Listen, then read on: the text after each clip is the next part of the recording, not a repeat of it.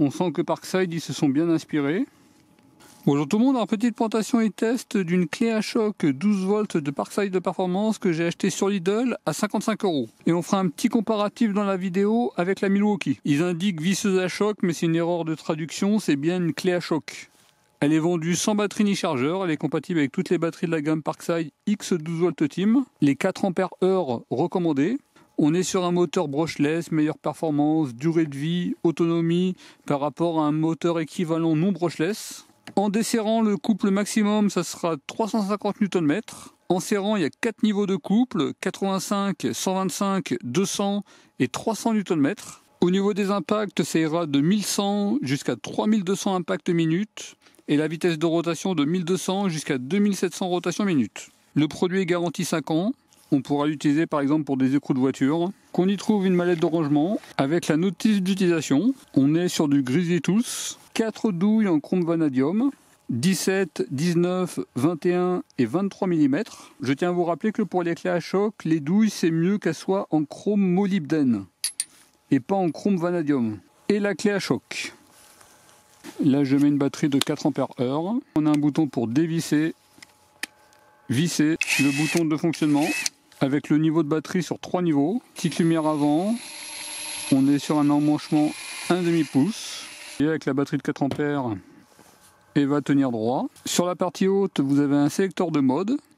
Première vitesse, deuxième vitesse, troisième vitesse et quatrième vitesse.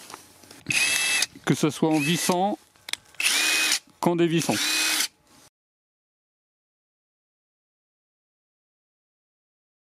Si on compare par rapport à la Milwaukee, produit que j'ai également acheté, je vous mettrai le lien en description de la vidéo. Au niveau de la forme, on est vraiment sur des produits vraiment sur une forme assez proche. On sent que Parkside, ils se sont bien inspirés. En termes de poids, avec une batterie de 4 ampères-heure, la Parkside, on est sur 1,302 kg et la Milwaukee, on est sur 1,351 kg. En termes de longueur, c'est pareil, avec 12,5 cm à peu près. En termes de diamètre de la tête, c'est pareil. Dans les deux cas, on est sur un moteur brushless. Sur la Parkside, il y a 4 vitesses, 3 vitesses pour la Milwaukee et avec un mode arrêt automatique. En tout cas, ce sont vraiment deux produits qui se ressemblent fortement. En termes de bruit,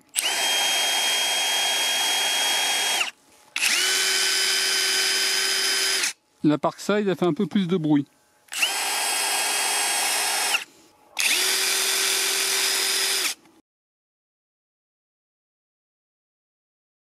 On va tester des clés à choc sur mon testeur de couple numérique. Je tiens à vous rappeler que sur bricoscore.com, vous avez tous les résultats de tous mes tests, que ce soit les clés à choc, les visseuses à choc, toutes les clés dynamométriques que j'ai pu tester. Vous avez tout sur bricoscore.com. Sur les deux produits, on est sur des batteries de 4 ampères-heure pleinement chargées. Mon testeur de couple numérique n'a pas été modifié, vous avez des valeurs brutes. C'est-à-dire que vous allez avoir des valeurs fortement plus basses que les valeurs indiquées par les fabricants.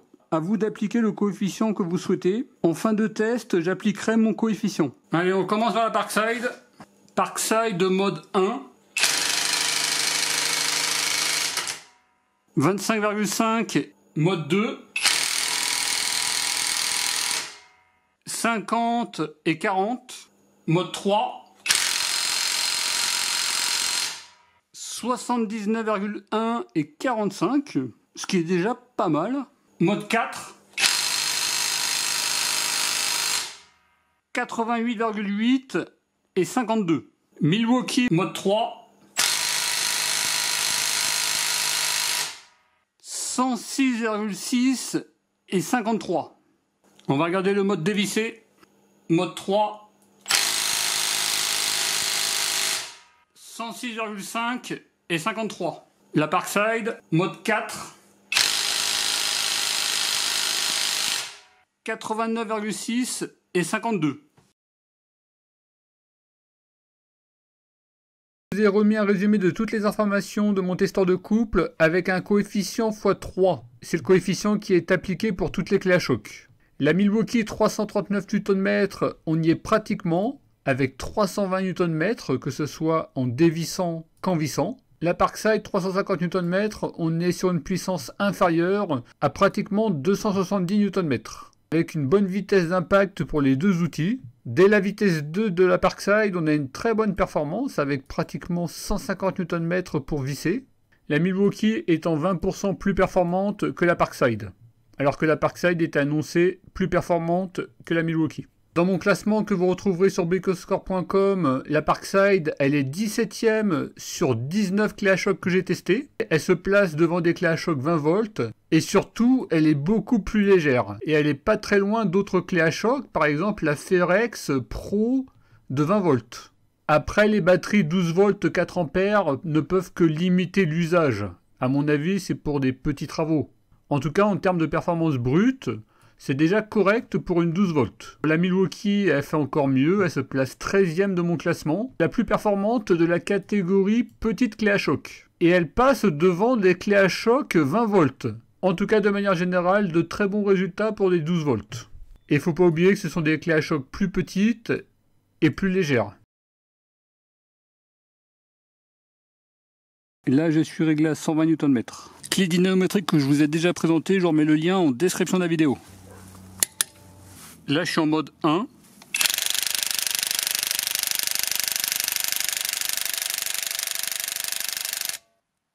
Mode 2.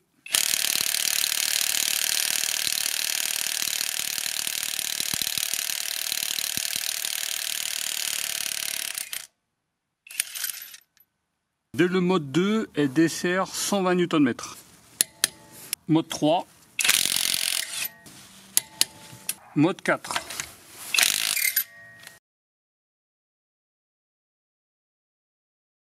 Je suis à 150 Nm. Surtout, vous ne devez pas serrer aussi fort. Un écrou de voiture, c'est de 90 à 110 Nm au maximum. Là, je vais serrer beaucoup trop fort. Vitesse 2.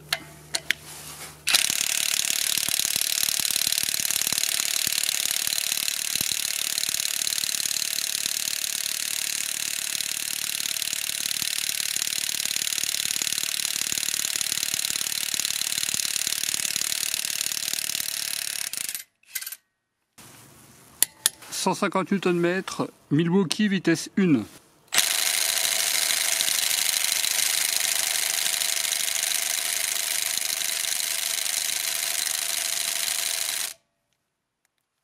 Vitesse 2.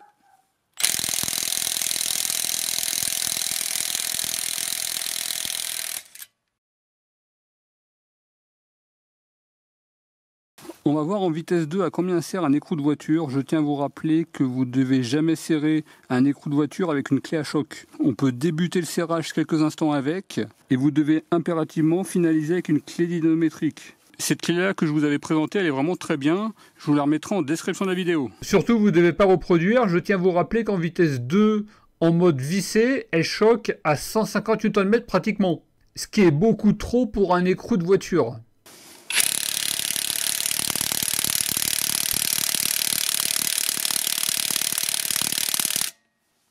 Là, je suis à 120 Nm. Ça a claqué immédiatement, on était sur plus de 120 Nm. C'est pour ça que je me répète, il ne faut jamais serrer avec une clé à choc un écrou de voiture. 130 Nm. On était à plus de 130, 140. On était à plus de 140 Nm, 150 Nm. J'ai toujours pas serré, on est à plus de 150, 160. Là, ça a serré. Là, c'est un petit peu serré. On est à 150 Nm, c'est beaucoup trop. Surtout, vous ne devez pas reproduire. Je risque simplement d'abîmer mon écrou de voiture. Quand vous serrez un écrou de voiture, vous mettez en vitesse 1, vous débutez, et on finalise à la clé dynamométrique. Là, je vais me mettre à 110 Nm. Surtout, vous ne serrez pas avec une clé à choc. En tout cas, bonne performance sur des écrous de voiture.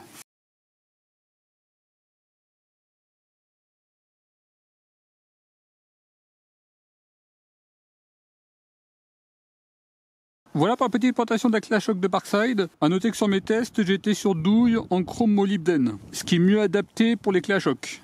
Je vous mettrai une sélection en description de la vidéo. Au niveau des avantages, on a une très bonne performance, d'autant plus que c'est qu'une 12 volts. Elle est petite, légère, courte. On est sur un moteur brushless, elle est garantie 5 ans, compatible avec toutes les batteries de la gamme Parkside X12 Volt Team. On a 4 modes, il y a 4 douilles incluses.